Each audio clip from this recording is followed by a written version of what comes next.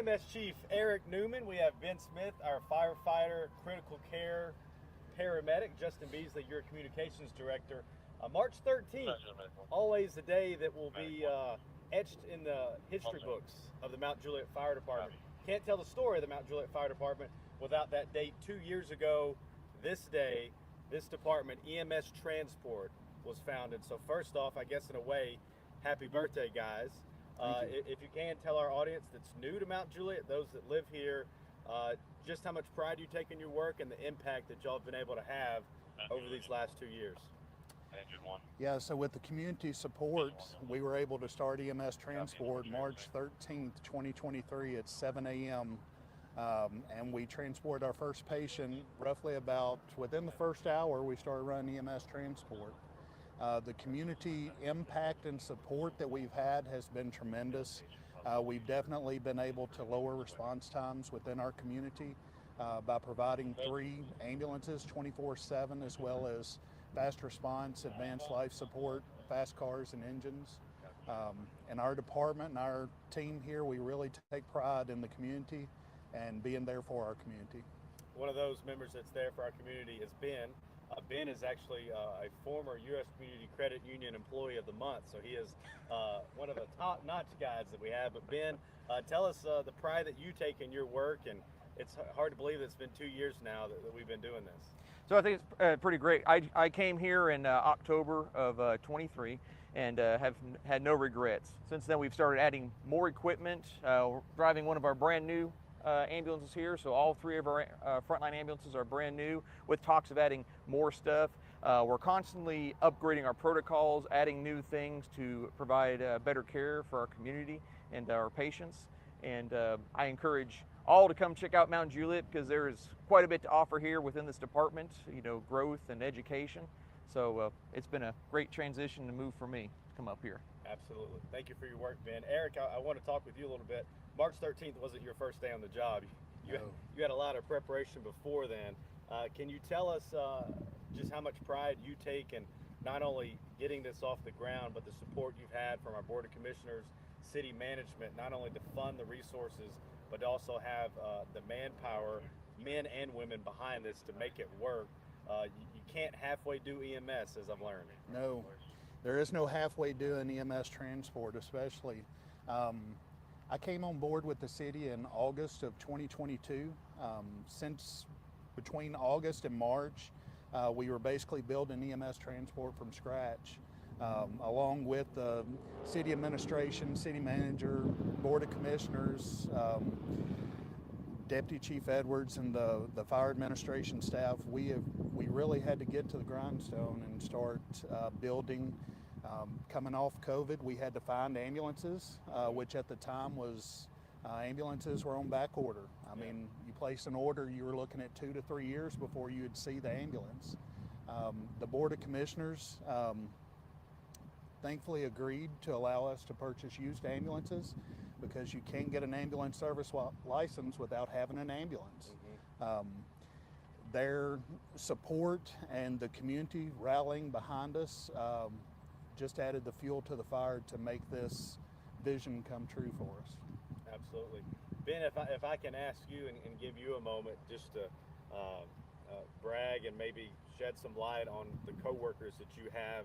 I know you guys are fully staffed and always got a great team on board. Just what does a normal week look like for y'all? I know you're in between calls, but as I've seen and I've gathered from Scott Lively, our training chief, a lot of training you guys do as well. We typically have several things between medical and fire training that we do throughout the months, throughout the year here. With our crews that we have here, we typically run 2 on the truck, and then we have anywhere from 3 to 4 on the engine or a squad. So everything is really a big team effort when we respond to calls. At my crew and my station, everyone kind of has a job to do, and everyone knows exactly what to do. So it's a very kind of more of a pit crew kind of a response. We're taking care of patients, especially our critical patients that we're dealing with.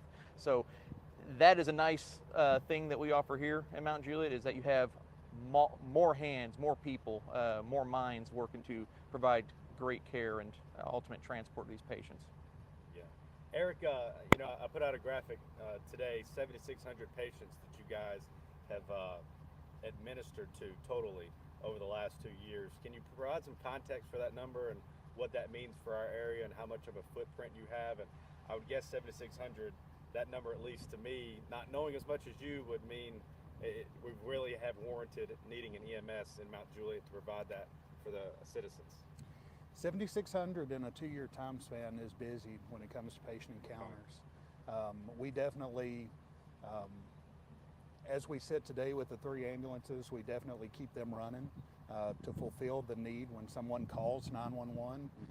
And we're always looking at improvement, because that number is just going to start increasing as the population grows, as we get more people and industries in the area. There's going to be a larger need for EMS. So that 7,600 today is probably going to end up being upwards of 8,000 by the end of this fiscal year. By the end of this year, we're looking at over 8,000. And then we've seen a steady increase in roughly 5 to 6% each year on average number of patient encounters. So no off days in the EMS department, for sure. And I don't want to mess this up. Last point I want to make for those that are watching, that are tuned in and stayed this long on our live, thank you. That we don't have just firefighters and paramedics. We are training everyone to have the same skill set. Can you elaborate a little bit on that? Absolutely. One of the things when we started EMS Transport is we didn't want there to be 2 separate departments within the fire department. We wanted it to be one department.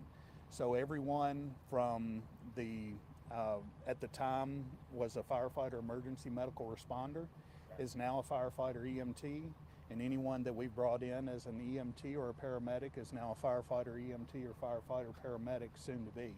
A lot of acronyms, but they're well trained. Absolutely. The biggest take home is we're one department, and our team members are cross-trained to be able to perform on any piece of equipment we have.